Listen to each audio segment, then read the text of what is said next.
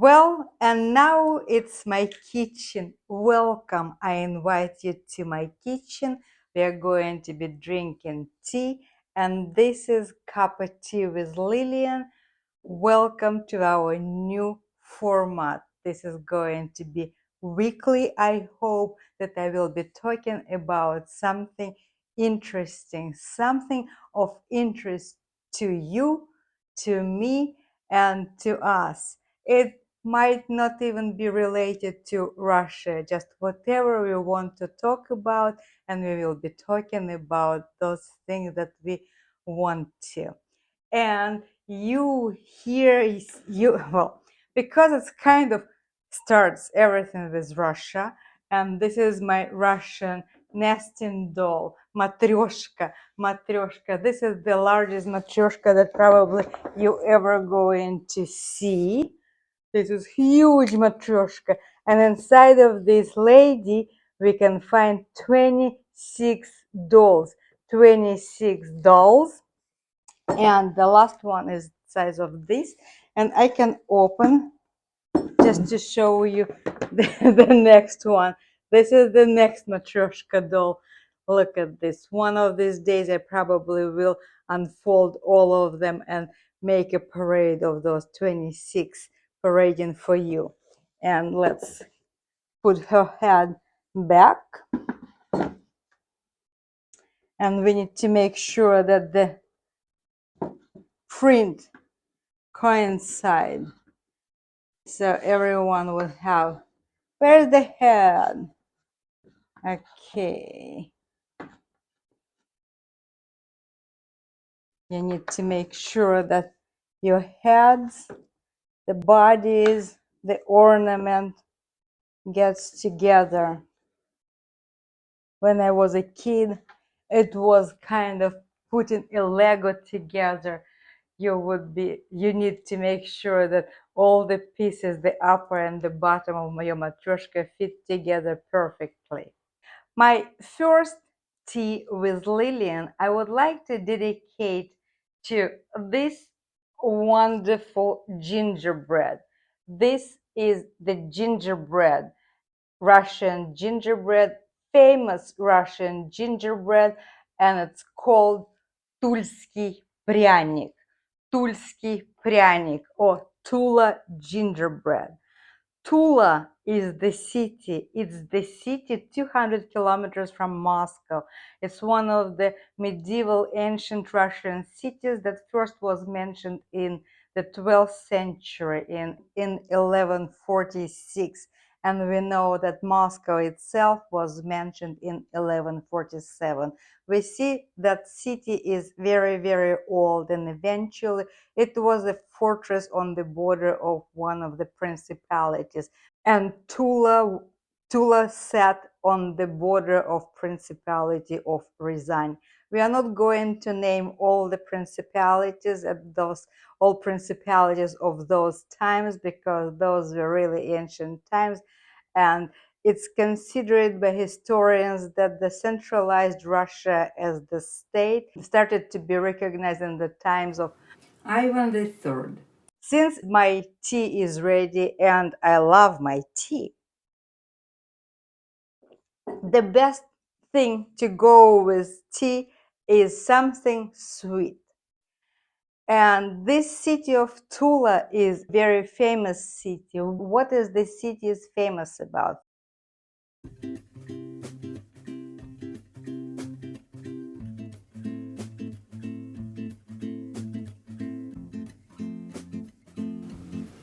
And here we can see the weaponry, the samovar, the Tulsky gingerbread. This is the weapons factory, samovar, very famous Tula samovars. Really, if you go to Tula, you will have to buy a samovar for you. This is the symbol of the city, the gingerbread of Tula, Tulsky Pryanik. Tulsky Pryanik, the Tula Pryanik, the Tula Pryanik. And of course, this is a museum for the Tula Pryanik. Now, let's take a look at this fortress In the center of every medieval town in Russia, they were building a Kremlin. Yes, ladies and gentlemen, the Kremlin, a Kremlin is just the fortress in the middle of the Russian city, and Tula's Kremlin is one of the oldest on the territory of modern Russia.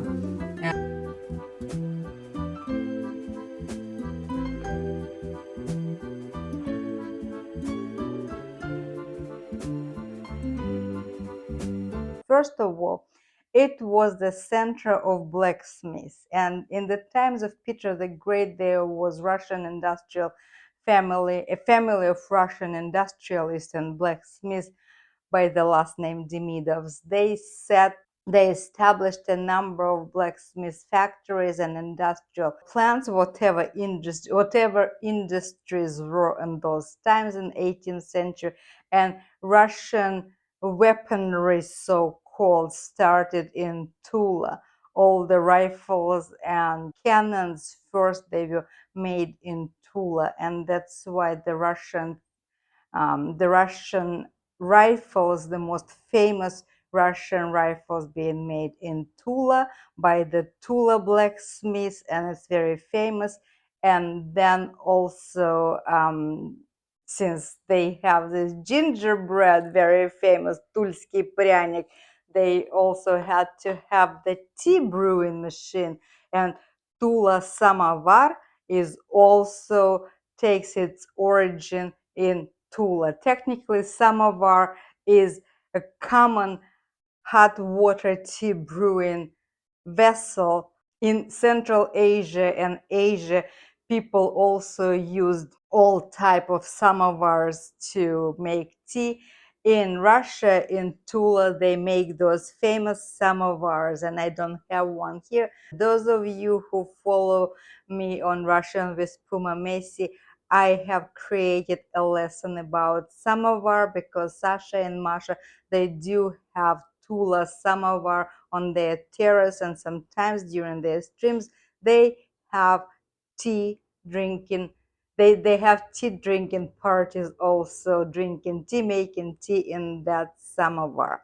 Okay, now let's go back to our pryanik, gingerbread. And of course, somebody asked me if I was going to bake on this channel. The answer is no. I am not a great baker because baking, it means flour, it means yeast, it means something else, and I am just not that good. Maybe eventually with you as the learning curve of this channel, depending how it's going to develop, maybe we'll start making something. But for now, I went to Russian store and I bought these two gingerbreads. Let's learn how to pronounce this. Pryanik, pryanik, pryanik, pryanik. It goes back to the 18th century where it first was produced.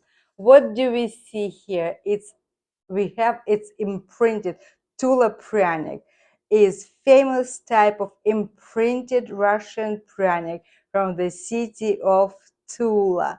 So normally it's a rectangular tile like this one, or some type of another flat figure, and this is stamped pryanik, and this is an art. In order for this pryanik to come out the way it is, you have to have special stamp. And of course, you have two sheets of dough. The bottom one goes onto the stamp, and you roll your pin over it. Then you have a filling, because this is a filled bread. You have a filling, it's preserved inside. And one is, I bought these two type of pranics, and one is with black currant, which is very popular berry in Russia, black currant. And another one is cranberry, that is also very popular in Russia. So I have two two pranics, and one is with black currant, and another one is with cranberry. And what do? And of course, they roll their pin over the imprint, and that's going to be your side. Then you place filling, and then you cover it with the second sheet, and then you close everything, you turn it, and then you send it into the oven and you bake it, and that's how you make the base of that pryanik. And the stamped image is on top, and the surface is being glazed. You glaze the surface with sugar syrup, and the syrup covers the picture to make it more visible after baking. Historically, each carved board is used to create just one design for pryanik, and a new board is made specifically for each design. And if you look closer on this one, you can see clearly that this one with the coat of arms of Tula, which signifies all the weaponry that is being built in Tula, this is a specific imprint that's used for this type of pryanik. Okay, what did we do? Modern pryaniks, of course, being they're made in a confectionery that is built that is functioning in Tula.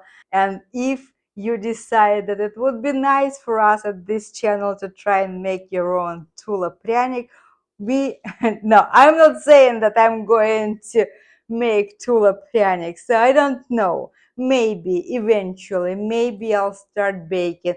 I don't know. So anyway, this beautiful pryanik is going all the way back to the 17th century, and let me cut this pryanik and show you the inside. It's fresh because I went to the store recently and I bought it, and here I believe it's black currant because it's dark. And this one, what is this? Well, the color is the same, so one of it is cranberry and another one is black currant. I'm sure that it's going to be delicious and sweet, and it goes with tea very well. That was our first gathering in the kitchen with me, with Lilian. I don't know. I hope that we've talked about this pryanik. It's very interesting. Every country has its baking traditions, its food traditions. We all know that gingerbread here around Christmas time is very, very popular, and we also all love that. And now you're familiar with Russian type of gingerbread, Tulsky pryanik, and also, of course, you're familiar with my wonderful doll that is about very old. Actually, it's a designer work, and I have a stamp on the bottom.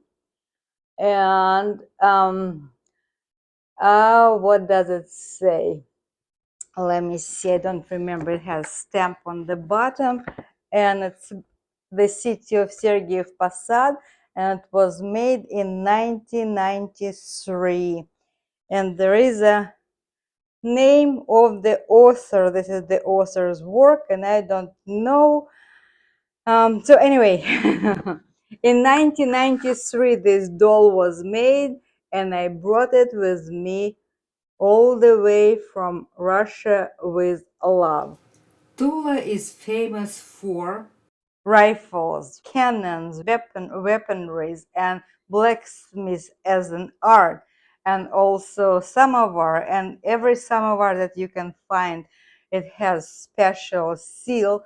And the Tula also used to have lots of festivals, samovar festivals and fairs, and each fair had its own medal awarded to samovar. Sometimes you get a samovar and it has all those medals being attached to those samovars.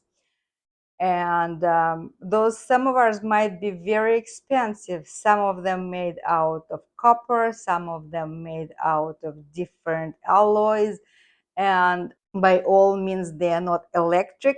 Again, I'm referring you to Sasha's streams when he uses either pine cones to start, because the chimney goes inside of the samovar, and then you have a starter to start fire. It could be some type of cones, and then you have wood chips to put in there, and then you making fire. You have the exhaust pipe, you have chimney, but the water is being poured into the samovar and it's boiled around that pipe. Of course, nowadays we have that electric, everything is easier with electricity, but those samovar Sasha is saying that the tea made in this samovar is very tasty, is very delicious. And since Tula again is famous for its weaponry and samovars and Pryanik, there is a saying that if you go to Tula, don't bring your own samovar with you. Meaning that if you go in some place which is going to have plenty of something that you're asking whether you should bring that or not, everyone is saying, hey, it's like going to Tula with your own samovar. Well, that was our first gathering in my kitchen. I am so happy to have you here. I am going to have my tea with Russian gingerbread, Tulski Pryanik. And thank you for being here with me. And I'm going to see you very, very soon here in the kitchen with Lilian.